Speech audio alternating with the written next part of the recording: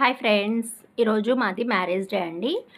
So, మేము బయటికి వెళ్ళాలని చెప్పేసి లోనావాలా వెళ్దామని టికెట్స్ కూడా బుక్ చేసుకున్నాము. కానీ మా వేదాంశికి ఒక 3-4 డేస్ నుండి కోల్డ్, ఫీవర్ అస్సలు తగ్గట్లేదు.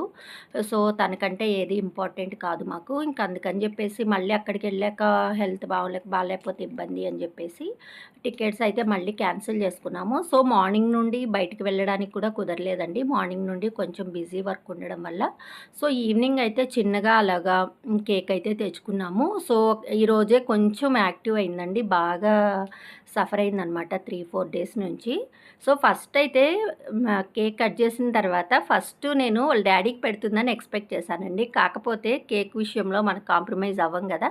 సో, అందుకు ఫస్ట్ కేక్ వేదాంశియే తినేసింది. తర్వాత డ్యాడీకి పెట్టింది. సో, అడిగి నేను అడిగితే లాస్ట్‌కి నాకు పెట్టిందనమాట. ఇంక మిగిలింది నేను ఒక్కదాన్నే కదా!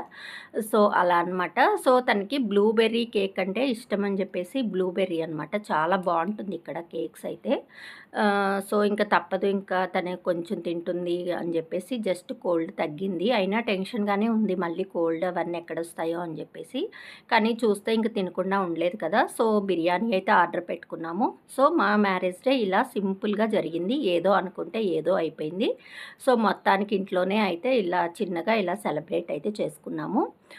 ఇది మా వేదాంశి పుట్టాక మాకు థర్డ్ యానివర్సరీ అనమాట. Thanks for watching.